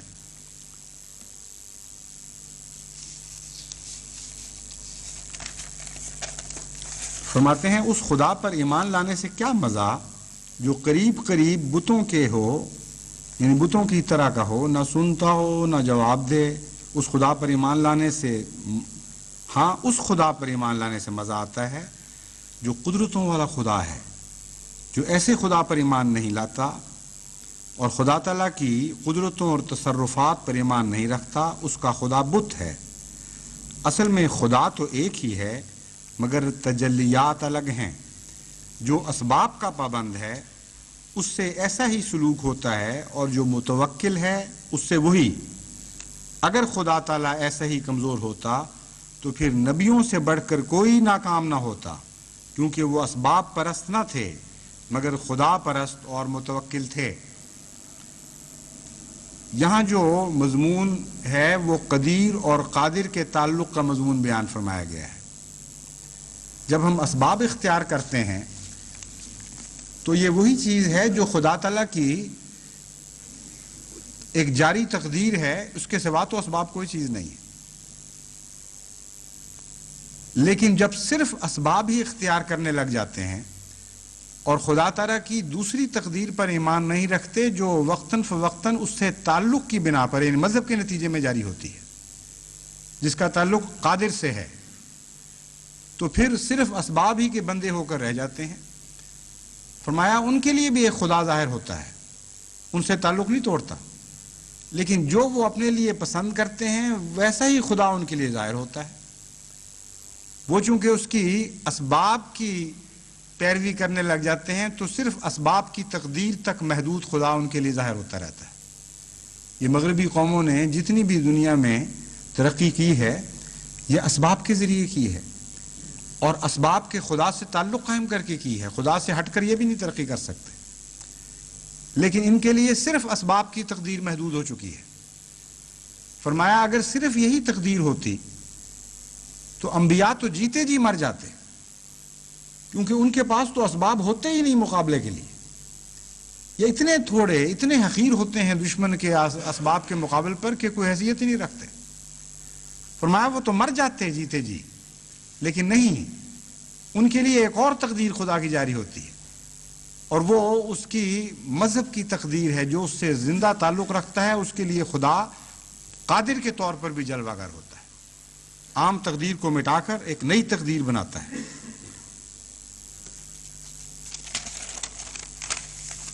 پھر فرماتے ہیں نہیں محصور ہرگز راستہ قدرت نمائی کا، خدا کی قدرتوں کا حصر دعویٰ ہے خدائی کا۔ پھر فرماتے ہیں قدرت سے اپنی ذات کا دیتا ہے حق ثبوت، اس بے نشان کی چہرہ نمائی یہی تو ہے جس بات کو کہے کہ کروں گا میں یہ ضرور، ٹلتی نہیں وہ بات، خدائی یہی تو ہے۔ یعنی یہاں بولنے والا خدا منظر پر ابھر آتا ہے،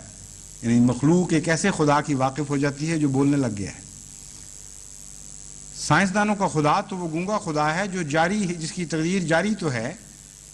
لیکن اس تقدیر میں وہ نہ رد و بدل کرنے کے اہل ہیں، نہ ان کے لیے وہ تقدیر ٹلتی ہے کسی طرح۔ لازم ہے ان پر کہ 100% اس تقدیر کی پیروی کریں، غلامی اختیار کریں، اور پھر جو فائدہ اٹھانا ہے اسے اٹھائیں۔ لیکن ایک زندہ فعال خدا سے وہ تقدیر ان کا تعلق قائم نہیں کرتی۔ اسی لیے اکثر سائنسدان جس خدا تک پہنچے ہیں وہ ایک تصوراتی خدا ہے جس کا ہونا وہ تسلیم کر لیتے ہیں، لیکن انسان کے ساتھ ایک زندہ تعلق والا خدا ان پر کبھی ظاہر نہیں ہوتا، نہ وہ اس کا وجود تسلیم کرتے ہیں۔ وہ کہتے ہیں ہوگا، قدرت کاملہ میں ہمیں نظر آتا ہے، لیکن ایسا وجود جو انسانی معاملات میں دلچسپی لے، ان سے دخل دے، ان سے پیار کرے، ان کو سزا دے، ایسا خدا ہمیں کہیں نظر نہیں آتا، اس لیے کہ اس سے ان کا تعلق قائم ہی نہیں ہوتا، وہ خدا کی دوسری قدرت کو سمجھتے نہیں ہیں۔ لیکن جب وہ قدرت کاملہ پر یقین رکھنے لگ جاتے ہیں انسان،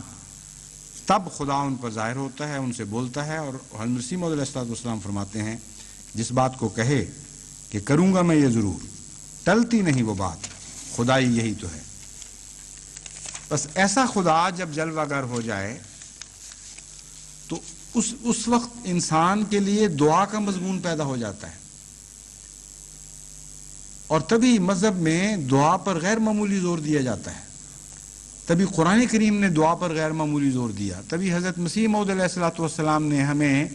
دعا کے متعلق اتنا کچھ سکھایا کہ آپ گزشتہ صدیوں کا مواد اکٹھا کر کے دیکھ لیں جو کچھ حضرت مسیح موعود علیہ الصلوۃ والسلام نے دعا کے مضمون پر لکھا ہے اس کے قریب بھی نہیں پھٹکے گا وہ سب کچھ،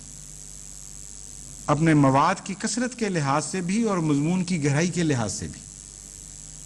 کیونکہ جب ایک قدرتوں والا خدا ہے جو بولتا بھی ہے، جو اپنے پیاروں سے پیار کرتا ہے اور پھر ان کی تائید فرماتا ہے، ان کے لیے غیرت دکھاتا ہے، ایسے خدا سے ایک تعلق قائم ہونا چاہیے۔ چنانچہ حضرت مسیح موعود علیہ الصلوۃ والسلام ایسے قادر خدا سے تعلق کے لیے اس کثرت کے ساتھ دعا کرتے تھے کہ آپ کی نظم میں بھی، آپ کی نثر میں بھی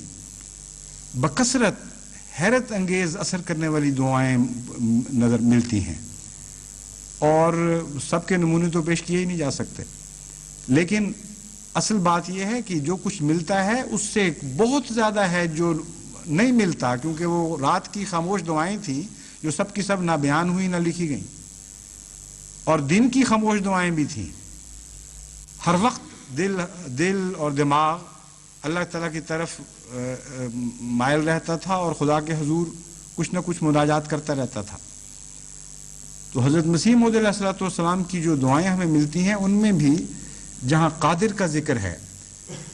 بہت ہی وسیع مضمون وہاں نظر آتا ہے، اور صاف دکھائی دیتا ہے کہ حضرت مسیح موعود علیہ الصلوۃ والسلام کو اپنے غلبے کے لیے ایک ذرہ بھی اپنی ذات پر یا ان ذرائع پر بھروسہ نہیں تھا جو ایک دنیا دار کی نگاہ دیکھ سکتی ہے، خالصتاً اللہ کی قدرت پر بھروسہ تھا۔ اسی لیے میں اس مضمون کو یہاں تک لایا ہوں تاکہ جماعت کو اس بات کی طرف متنبہ کروں۔ اسباب بھی چونکہ خدا کی ایک تقدیر کا حصہ ہیں، اس لیے ان سے روگردانی بھی ایک قسم کا تکبر ہے جو خدا تعالیٰ کو پسند نہیں۔ اس لیے انبیاء کو مجبور کیا گیا کہ وہ اسباب بھی اختیار کریں اور جہاں تک ہو سکتا ہے کریں، لیکن ساتھ یہ بھی کھول دیا گیا اور خوب کھول دیا گیا کہ رعایت اسباب اس لیے ضروری نہیں ہے کہ اسباب تمہیں کسی مقام تک پہنچائیں گے، تمہیں جو بھی غلبہ نصیب ہوگا وہ تمہارے اسباب کے بغیر، ان کے سہارے کے بغیر خالصتاً اللہ کی طرف سے نصیب ہوگا، اور تعلق الہی کا وہ ایک جلوہ ہوگا۔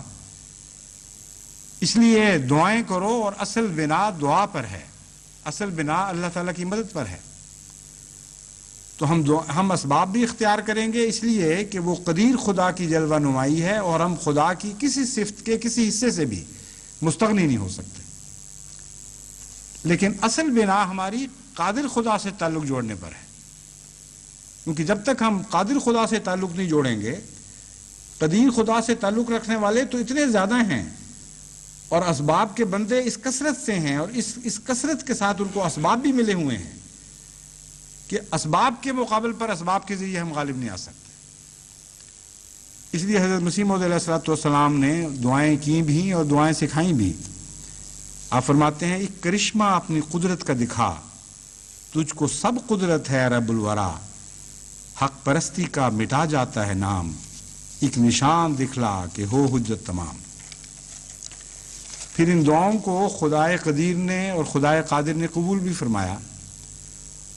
اور اس قبولیت کا ذکر بھی آپ فرماتے ہیں تیری رحمت ہے میرے گھر کا شہتیر،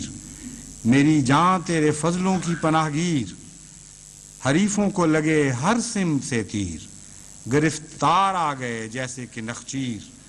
ہوا آخر وہی جو تیری تقدیر، بھلا چلتی ہے تیرے آگے تدبیر، خدا نے ان کی عظمت سب اڑا دی، فسبحان الذی اخذ العادی۔ یہاں یہ بات بھی یاد رکھنے کے قابل ہے کہ تدبیر بھی دو معنی رکھتی ہے۔ ایک وہ تدبیر ہے جو خدا تعالیٰ کی تقدیر کو اختیار کرنے کے نتیجے میں کی جاتی ہے، وہ تدبیر کامیاب ہوتی ہے عموماً سوائے اس کے کہ خدا کی کسی غالب تقدیر سے ٹکرا جائے، اور ایک تدبیر ہے جو خدا تعالیٰ کی تقدیر کو بدلنے کے لیے کی جاتی ہے، وہ لازماً ہر صورت میں ناکام ہوتی ہے۔ بس یہاں جس تدبیر کا ذکر فرمایا گیا ہے اس تدبیر کی ناکامی کا ذکر فرمایا گیا ہے۔ پھر جماعت کو حضرت مسیح موعود علیہ الصلوۃ والسلام نصیحت فرماتے ہیں اگر مصائب کے وقت میں تم مومن ہو اور خدا تعالیٰ سے صلح کرنے والے اور اس کی محبت میں آگے قدم بڑھانے والے ہو تو وہ رحمت ہے تمہارے واسطے، کیونکہ خدا قادر ہے کہ آگ کو گلزار کر دے۔ اگر تم فاسق ہو تو ڈرو کہ وہ آگ ہے جو بھسم کرنے والی ہے اور غضب ہے جو نیست و نابود کرنے والا ہے۔ پھر حضرت مسیح موعود علیہ الصلوۃ والسلام خدائے قادر کے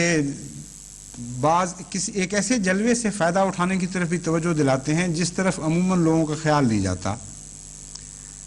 ہم عموماً خدائے قادر کو آفاقی نظر سے دیکھنا چاہتے ہیں، یعنی گرد و پیش میں اس کے جلوے ظاہر ہو رہے ہوں اور ہم لطف اندوز ہو رہے ہوں کہ دیکھو ہمارے لیے خدائے قادر اس طرح جلوہ گر ہوا۔ حضرت مسیح موعود علیہ الصلوۃ والسلام کا عارف باللہ ہونا آپ کی ہر تحریر سے ثابت ہے۔ ایسے ایسے گوشوں کی طرف ذہن کو منتقل فرما دیتے ہیں جن کی طرف عام انسان کا ذہن جا ہی نہیں سکتا۔ آپ فرماتے ہیں خدا کے قادر ہونے کو باہر ہی تلاش نہ کرو، اپنی ذات کے اندر بھی تلاش کرو۔ یہی نہ چاہو کہ خدا قادر کے جلوے باہر جلوہ گر ہوتے دیکھو، اپنی ذات میں بھی خدا قادر کے جلووں کی طلب کرو اور تمنا رکھو اور التجا کرو کہ وہ تمہارے لیے جلوہ گر ہو۔ اور وہ کن معنوں میں؟ فرمایا کہ تم اپنی ذات میں روحانی انقلاب پیدا کرنے کے اہل ہی نہیں ہو، نہ تو تم اس بات کے اہل ہو کہ بیرونی طور پر کوئی روحانی انقلاب تدبیر کے ذریعے برپا کر سکو۔ یہ تو بات تمہیں سمجھ آ گئی کہ تم بہت کمزور ہو اور دشمن غالب ہے، لیکن یہ بات تم نہیں سمجھتے کہ تم اتنے کمزور ہو کہ اپنی ذات کے اندر بھی کوئی روحانی انقلاب برپا نہیں کر سکتے۔ اس کے لیے بھی خدا قادر کا ہاتھ ڈھونڈو گے تو تب تمہارے اندر وہ انقلاب برپا ہوگا، ورنہ انقلاب نہیں ہو سکتا۔ فرماتے ہیں اب غور کرو کہ جس قادر خدا نے انسان کو ایسے ایسے انقلابات میں سے گزارا کہ انسان بنا دیا، اور اب ایسا انسان ہے کہ گویا عقل حیران ہے کہ کیا سے کیا بن گیا۔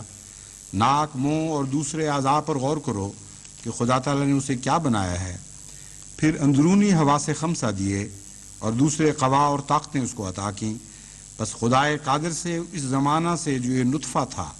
عجیب تصرفات سے خدا قادر نے اس زمانہ سے جب یہ نطفہ تھا عجیب تصرفات سے انسان بنا دیا۔ کیا یہ مشکل ہے کہ اس کو پاک حالت میں لے جاوے اور جذبات سے الگ کر دے؟ جو شخص ان باتوں پر غور کرے گا وہ بے اختیار ہو کر کہہ اٹھے گا کہ ان اللہ علی کل شیء قدیر،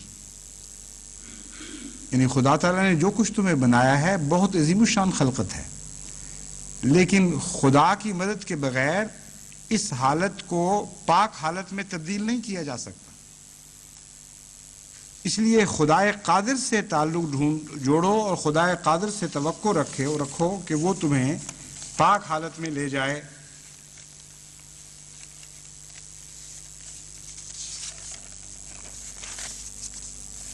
جہاں تک مقتدر کا تعلق ہے، حضرت مسیح موعود علیہ الصلوۃ والسلام کے چند اقتباس کے بعد اب میں اس خطبے کو ختم کرتا ہوں اور اس کا بقیہ حصہ انشاءاللہ آئندہ جمعے کے لیے چھوڑتا ہوں۔ فرماتے ہیں اللہ تعالیٰ مقتدر ہے، وہ جب چاہتا ہے مصیبت کا دروازہ کھول دیتا ہے اور جب چاہتا ہے کشائش کرتا ہے، اور جو بھی اس پر بھروسہ کرتا ہے وہ بچایا جاتا ہے۔ ڈرنے والا اور نہ ڈرنے والا کبھی برابر نہیں ہو سکتے۔ اللہ تعالیٰ ان دونوں میں ایک فرق رکھ دیتا ہے، یعنی مقتدر دونوں باتوں پر ہے، پکڑ پر بھی مقتدر ہے اور خوف سے بچانے پر بھی مقتدر ہے، خوف میں مبتلا کر کے ہلاک کر دینے پر بھی مقتدر ہے اور ہر خوف سے نکال لے جانے پر بھی مقتدر ہے۔ اس لیے اللہ تعالیٰ سے کا خوف دل میں پیدا کرو۔ جو ڈرنے والا ہے اللہ تعالیٰ سے، اس سے وہ سلوک نہیں کیا جاتا جو خدا تعالیٰ پر بے باکی کیا کرتا ہے۔ پھر فرماتے ہیں مقتدر ذات وہ ہے جو پہلے سے خبر بھی دیتی ہے اور پھر ایسے حالات میں وہ خبر دیتی ہے کہ بظاہر وہ بات ہونی ناممکن ہے۔ اور یہ خدا تعالیٰ کی زندہ ہستی کا ایک ثبوت ہے۔ فرماتے ہیں ایک دہریہ سے یہ سوال ہے کہ قبل از وقت طاقت اور اقتدار سے بھری ہوئی پیشگوئیاں جو ہم کرتے ہیں کہاں سے ہوتی ہیں؟ اگر کہو یہ علم ہے تو اس علم کے ذریعے وہ بھی تو کر سکتا ہے، کر کے دکھائے، ورنہ ماننا پڑے گا کہ ایک زبردست طاقت ہے جو الہام کر رہی ہے۔ پھر فرماتے ہیں اے بد فطرتو، اپنی فطرتیں دکھلاؤ، لانتیں بھیجو، ٹھٹھے کرو اور صادقوں کا نام کاذب اور دروغ گو رکھو، لیکن ان قریب دیکھو گے کہ کیا ہوتا ہے۔ تم ہم پر لعنت کرو تا فرشتے تم پر لعنت کریں۔ میں نے بہت چاہا کہ تمہارے اندر سچائی ڈالوں اور تاریکی سے تمہیں نکالوں اور نور کے فرزند بناؤں، لیکن تمہاری بدبختی تم پر غالب آ گئی۔ سو اب جو چاہو لکھو، تم مجھے دیکھ نہیں سکتے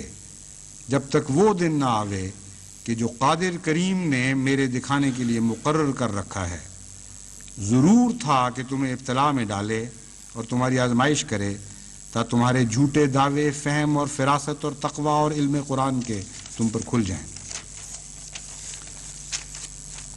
پھر حضرت مسیح موعود علیہ السلام کو الہام ہوا بار بار، جس میں خدا تعالیٰ کی اقتداری جلوہ گری کا ذکر اور وعدہ ملتا ہے۔ کثرت سے ایسے الہام ہیں، لیکن ان میں سے ایک الہام میں آج اس کا ترجمہ پڑھ کے آپ کو سناتا ہوں۔ حضرت مسیح موعود علیہ السلام انی مع الافواج آتی کا بغتتاً والے الہام کا ترجمہ فرماتے ہیں، میں اپنی فوجوں کے ساتھ تیرے پاس ناگہانی طور پر آؤں گا، یعنی جس گھڑی تیری مدد کی جائے گی اس گھڑی کا تجھے علم نہیں۔ بس وہ احمدی جو اندازے لگاتے رہتے ہیں ہر وقت کہ فلاں دن، فلاں رات، فلاں گھڑی اچانک یہ کام ہو جائے گا، جب پہلے پتہ چل گیا کہ فلاں وقت فلاں گھڑی اچانک یہ کام ہونا ہے تو اچانک کیسے ہوا ہو؟ حضرت مسیح موعود علیہ السلام جن سے وعدہ دیا گیا ہے اقتدار کا، آپ کو خدا مخاطب کر کے فرماتا ہے، یعنی جس گھڑی تیری مدد کی جائے گی، یہ ترجمہ حضرت مسیح علیہ السلام کا اپنا ہے، اس گھڑی کا تجھے علم نہیں، اور ان کو علم ہے آج کے اندازہ لگانے والوں۔ یہ کیسے ہو سکتا ہے؟ یہ تو پنجابی میں کہتے ہیں کہ کرو میں آیا آواں تے سندے سے تو دمیں، یعنی گھر سے تو میں آ رہا ہوں اور گھر کے پیغام تم مجھے پہنچا رہے ہو۔ حضرت مسیح موعود علیہ السلام کو کس طرح آپ سندیسے دے سکتے ہیں؟ صاحب خانہ ان معنوں میں تو آپ ہیں، صاحب خانہ کے مہمان تو آپ ہیں، خدا ہے ہر کائنات کے خانے کا خدا، اس کا مالک، اس گھر سے آنے والے تو مسیح موعود علیہ السلام ہیں، اور آپ کہتے ہیں کہ خدا مجھے فرماتا ہے کہ تجھے اس گھڑی کا علم نہیں، وہ کب اور کس طرح ظاہر ہوگی؟ اور بعض باہر سے آنے والے کہتے ہیں کہ ہاں ہمیں پتہ لگ گیا کہ فلاں وقت اس طرح ظاہر ہو جائے گی۔ آج کا وہ دن بھی وہ دن ہے جس کے معنی خود انہوں نے بنائے ہیں، خود پہنا رکھے ہیں۔ آج جمعہ ہے اور 10 تاریخ ہے۔ مجھے خدا نے بتایا تھا، جس خدا کے قبضے میں میری جان ہے، اس خدا کی قسم کھا کے کہتا ہوں کہ کھلا کھلا واضح طور پر ایک چمکتے ہوئے نشان کے طور پر اس نے مجھے بتایا تھا۔ لیکن جیسا کہ میرے گزشتہ خطبات سے ظاہر ہے، مجھ پر قطعاً یہ واضح نہیں ہے کہ کس رنگ میں وہ نشان پورے ہوں گے۔ کچھ ہوئے جب تو اندازہ ہوا کہ یہ بھی ایک طریق تھا، اور یہ پتہ ہے کہ وہ بار بار کی جلوہ گری ہے، کئی رنگ میں پورے ہوں گے۔ لیکن جوں جمعہ قریب آیا، لوگوں نے مجھے لکھنا شروع کر دیا کہ اب یہ نشان اس طرح پورا ہونے والا ہے۔ تمہیں کس طرح پتہ لگے؟ مجھے تو نہیں پتہ، لیکن یہ یقین ہے، ایک ذرہ بھی تزلزل نہیں اس یقین میں،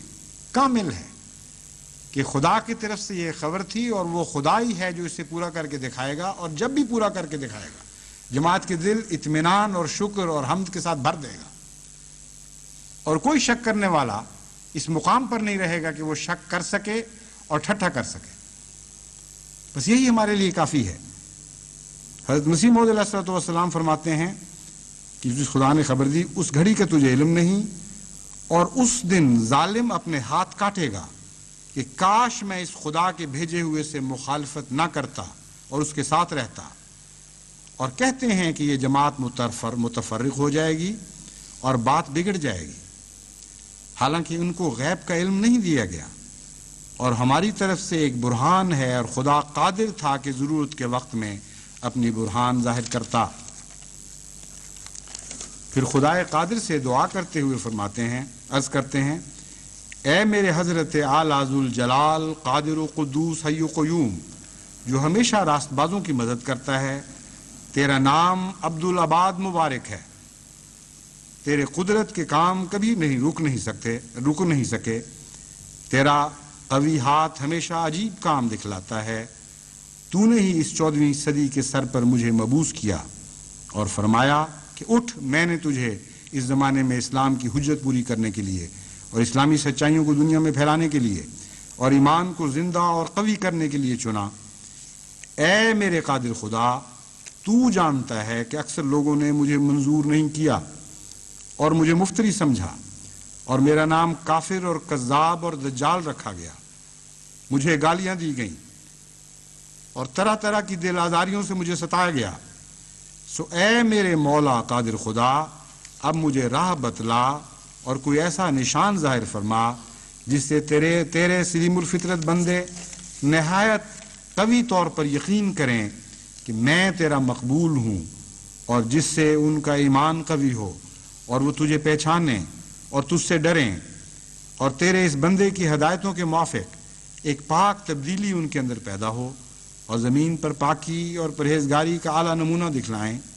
اور ہر ایک طالب حق کو نیکی کی طرف کھینچیں، اور اس طرح پر تمام قومیں جو زمین پر ہیں تیری قدرت اور تیرے جلال کو دیکھیں اور سمجھیں کہ تو اپنے اس بندے کے ساتھ ہے، اور دنیا میں تیرا جلال چمکے اور تیرے نام کی روشنی اس بجلی کی طرح دکھلائی دے کہ جو ایک لمحے میں مشرق سے مغرب تک اپنے تئیں پہنچاتی اور شمال و جنوب میں اپنی چمکیں دکھلاتی ہے۔ اے میرے قادر خدا، اے میرے توانا اور سب قوتوں کے مالک خداوند، تیرے ہاتھ کے برابر کوئی ہاتھ نہیں، اور کسی جن اور بھوت کو تیری سلطنت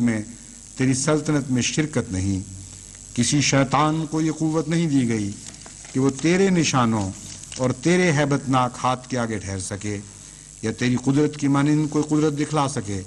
کیونکہ تو وہ ہے جس کی شان لا الہ الا اللہ ہے۔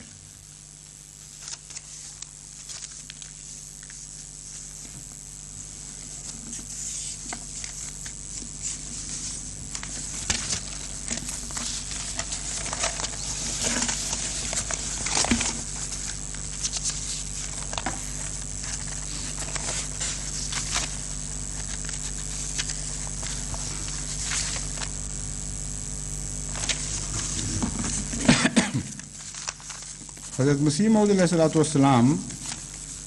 کے ساتھ خدا تعالیٰ نے اس کثرت کے ساتھ قدرت نمائی کے وعدے فرمائے ہیں، ایک مومن کے لیے ایک لمحہ بھی کسی قسم کے شک کی گنجائش باقی نہیں رہتی۔ اس لیے خدا تعالیٰ کی قدرتوں کے اس مضمون کو سمجھنے کے بعد خصوصیت کے ساتھ میں احمدیوں کو یہ نصیحت کرتا ہوں کہ حضرت مسیح موعود علیہ السلام کے رنگ میں رنگین ہو کر سب سے پہلے اپنے قادر خدا سے تعلق جوڑیں، اس کی قدرتوں کے اوپر کامل ایمان رکھیں، ایک لمحہ کے لیے بھی توکل کے اعلیٰ مقام کو ہاتھ سے نہ جانے دیں، رعایت اسباب ضرور کریں کیونکہ یہ لازم ہے، مگر رعایت اسباب پر بھروسہ نہ کریں۔ حضرت مسیح موعود علیہ السلام کے حق میں جتنے وعدے ہیں وہ لازماً پورے ہوں گے، ایک ذرہ ادنا سا بھی شک اس بات میں نہیں ہے، لیکن ان کو پورا کرنے کے لیے کچھ توقعات ہیں ہماری جماعت سے۔ ان اطلاعات کا ایک مقصد ہے، اور وہ مقصد جیسا کہ حضرت مسیح موعود علیہ السلام کی تحریرات سے واضح ہے، وہ ہمیں پاک اور صاف کرنا اور بہتر انسان بنانا ہے، نتھار دینا ہے، لوگوں سے الگ اور ممتاز کر دینا ہے۔ جوں یہ امتیازی نشان ہمارے وجود میں ظاہر ہوتے رہیں گے، جوں ہمارے اندر پاک تبدیلیاں ہوتی چلی جائیں گی، خدا تعالیٰ کی قدرت نمائی کا ہاتھ ہمارے لیے زیادہ مفید ہوگا۔ دنیا دیکھے گی کہ ان کے لیے، ان بندوں کے لیے خدا نے قدرت کا ہاتھ دکھایا ہے۔ اگر غیر کے ساتھ تمیز کوئی نہ ہو تو کون کہہ سکتا ہے کہ کس کے لیے خدا نے کیا قدرت دکھائی؟ اور جب تمیز کوئی نہیں تو خدا تو حکیم خدا ہے اور قدرت کے اندر حکمت کا مضمون پایا جاتا ہے. کوئی وجہ نہیں کہ خدا تمیز کر کے دکھائے. پھر جیسی عام تقدیر میں دوسرے لوگ اس کے تابع چل رہے ہیں اسی طرح آپ بھی عام تقدیر کی تابع چلتے چلے آئیں گے. اس لیے میں حضرت مسیح موعود علیہ السلام کی ایک پیشگوئی کے بعد پڑھنے کے بعد اس مضمون کو آج ختم کرتا ہوں. مگر یاد رکھیں کہ اس پیشگوئی کا اطلاق ہم پر ہوگا، ضرور ہوگا، اس میں شک نہیں، لیکن کچھ تقاضے ہیں جو آپ کو پورے کرنے ہوں گے. میں آئندہ انشاءاللہ بعض خطبات میں توجہ دلاؤں گا کہ کون کون سی ایسی باتیں ہیں جن کی طرف ہمیں مزید توجہ کی ضرورت ہے، جس کے نتیجے میں اگر ہم توجہ دیں تو انشاءاللہ تعالی خدا کے وعدوں کے پورا ہونے کے دن قریب تر آ جائیں گے. حضرت مسیح موعود علیہ السلام فرماتے ہیں تمام پنجاب اور ہندوستان کے لوگ مجھ سے ایسے بگڑ گئے تھے جو مجھے پیروں کے نیچے کچلنا چاہتے تھے. ضرور تھا کہ وہ لوگ اپنی جان توڑ کوششوں میں کامیاب ہو جاتے اور مجھے تباہ کر دیتے، لیکن وہ سب کے سب نامراد رہے. اور میں جانتا ہوں کہ ان کا اس قدر شور اور میرے تباہ کرنے کے لیے اس قدر کوشش اور یہ پرزور طوفان جو میری مخالفت میں پیدا ہوا،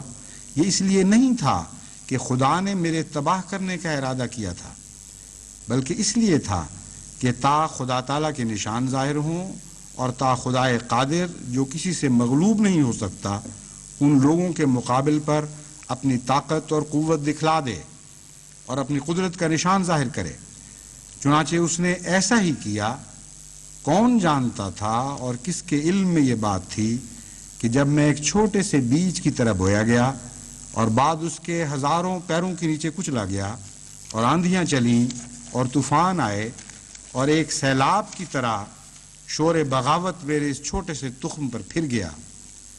پھر بھی میں ان صدمات سے بچ جاؤں گا. سو وہ تخم خدا کے فضل سے ضائع نہ ہوا بلکہ بڑھا اور پھولا. آج وہ ایک بڑا درخت ہے جس کے سائے کے پیچھے 3 لاکھ انسان آرام کر رہا ہے. یہ تقریباً 100 سال پہلے کی بات ہے. یہ خدائی کام ہیں جن کے ادراک سے انسانی طاقتیں عاجز ہیں، وہ کسی سے مغلوب نہیں ہو سکتی. بعض احمدی، بہت تھوڑے ہیں لیکن بعض احمدی یہ بھی لکھتے ہیں کہ دراصل حضرت مسیح موعود علیہ السلام چلے گئے، اس زمانے کا تقویٰ بھی ختم ہو گیا، کمزوریاں جماعت میں آ گئیں، اس لیے یہ ابتلا نہیں، یہ سزا ہے. یہ بالکل جھوٹا اور شیطانی خیال ہے. حضرت مسیح موعود علیہ السلام کو جب تک خدا تعالیٰ کامل غلبہ عطا نہیں کرتا اور آپ کے ذریعے اسلام کو غیروں پر غلبہ عطا نہیں کرتا، خدا کی قدرت نمائی کا ہاتھ نہیں رکے گا اور نہیں تھمے گا اور نہیں ماندہ ہوگا. یہ ہو نہیں سکتا کہ اس آخری عالمی غلبے کے بغیر خدا تعالیٰ کی قدرت کا ہاتھ آپ سے پیچھے کھینچ لیا جائے. اور اسی لیے اس باطل خیال کو مٹانے کے لیے، ہمیشہ کے لیے اس کو اکھاڑ کر پھینک دینے کے لیے حضرت مسیح موعود علیہ السلام سے ایک وعدہ کیا گیا جو آپ نے بڑے واضح اور کھلے لفظوں میں جماعت کے سامنے رکھا. فرماتے ہیں میں خدا کی طرف سے ایک قدرت کے رنگ میں ظاہر ہوا اور میں خدا کی ایک مجسم قدرت ہوں، اور میرے بعد بعض اور وجود ہوں گے جو دوسری قدرت کا مظہر ہوں گے. سو تم خدا کی قدرت ثانی کے انتظار کرو، اکٹھے ہو کر دعا کرتے رہو، اور چاہیے کہ ہر ایک صالحین کی جماعت ہر ایک ملک میں اکٹھے ہو کر دعا میں لگے رہیں تا دوسری قدرت آسمان سے نازل ہو اور تمہیں دکھا دے کہ تمہارا خدا ایسا قادر خدا ہے. اپنی موت کو قریب سمجھو، تم نہیں جانتے کہ کس وقت وہ گھڑی آ جائے گی. اس دوسری قدرت کے متعلق حضرت مسیح موعود علیہ السلام سے وعدہ دیا گیا ہے کہ کم از کم 1000 سال تک یہ جاری رہے گی. بس وہ لوگ جو یہ ان وہموں میں مبتلا ہیں یا ان شیطانی وساوس کا شکار ہو جاتے ہیں کہ گویا خدا کی قدرت کا ہاتھ ہم سے کھینچ لیا گیا، جھوٹ بولتے ہیں. وہ قدرت ثانیہ جاری ہے، اور جب تک اس قدرت کے ساتھ جماعت وابستہ رہے گی، خدا کی قدرت جماعت کے ساتھ وابستہ رہے گی. کوئی نہیں جو اس تعلق کو کاٹ سکے. بس آپ کامل وفا کے ساتھ خدا کی قدرت ثانیہ کے ساتھ تعلق جوڑی رکھیں. میں آپ کو خوشخبری دیتا ہوں اور خدا کی قسم کھا کر آپ سے کہتا ہوں کہ خدا کی قدرت کبھی بھی آپ سے اپنا پیبند نہیں توڑے گی، ہرگز نہیں توڑے گی اور ہرگز نہیں توڑے گی، یہاں تک کہ اسلام کو کامل غلبہ نصیب نہ ہو جائے.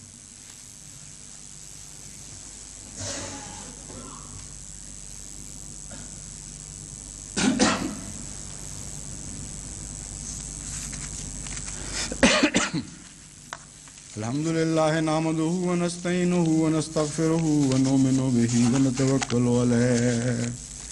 ونعوذ بالله من شرور أنفسنا ومن سيئات أعمالنا من يهده الله فلا مضل له ومن يضلله فلا هادي له ونشهد أن لا إله إلا الله وحده لا شريك له ونشهد أن محمدا عبده ورسوله. عباد الله رحمكم الله إن الله يأمر بالعدل والإحسان وإيتاء ذي القربى وينهى عن الفحشاء والمنكر والبغي يعظكم لعلكم تذكرون. اذكروا الله يذكركم وادعوه يستجب لكم ولذكر الله أكبر.